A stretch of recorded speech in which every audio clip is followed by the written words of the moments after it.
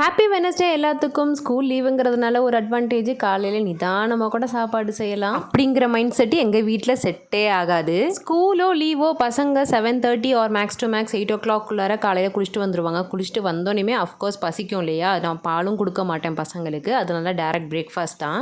காலையிலேயே இந்த எண்ணெய் ரீஃபில்லிங் ஒர்க்லாம் முடித்தேன். ஏன்னா நம்மகிட்ட கடகடன் சமைக்கும் பொழுது எண்ணெய் இல்லைன்னா செம்ம கடுப்பாகும். ஸோ அதெல்லாம் ஃபில் பண்ணதுக்கு அப்புறமா ஸ்நாக்ஸுக்கு எல்லா கலந்த கடலை ஒன்று இருந்துச்சு, அதை ஊற போட்டிருந்தேன். அதையும் வேக போட்டு ஸ்நாக்ஸுக்கு வச்சாச்சு. காலையில் பிரேக்ஃபாஸ்ட்டுக்கு அரிசி மாவில் புட்டு தான் செஞ்சுருந்தேன். பசங்க சாப்பிட்ருவாங்கங்கிற ஒரு நம்பிக்கையில் தான் செஞ்சுருக்கேன். எனக்கு பிடிக்கும் அந்த தேங்காய் பூவை போட்டு கொஞ்சம் மாவை போட்டு திரும்ப தேங்காய் பூ போட்டு அதோட நெய்யோ நல்லெண்ணெய்யோ சேர்த்து ஜீனி சேர்த்து சாப்பிடும் பொழுது அமிர்தமாக இருக்கும். சில பேரண்ட்ஸ் சொல்லி நான் கேட்டிருக்கேன், என் குழந்தை இது சாப்பிட மாட்டான் அது சாப்பிட மாட்டான்ட்டு. கண்டிப்பாக அந்த பழக்கத்தை நீங்கள் தான் மாற்றணும். ஏன்னா பேரண்ட்ஸ் நம்ம என்ன சாப்பாடு கொடுக்குறோமோ அதுதான் பசங்க சாப்பிட்றாங்களே ஒழிய அவங்களுக்கு பிடிச்சது அவங்களே செஞ்சு சாப்பிட்றது கிடையாது.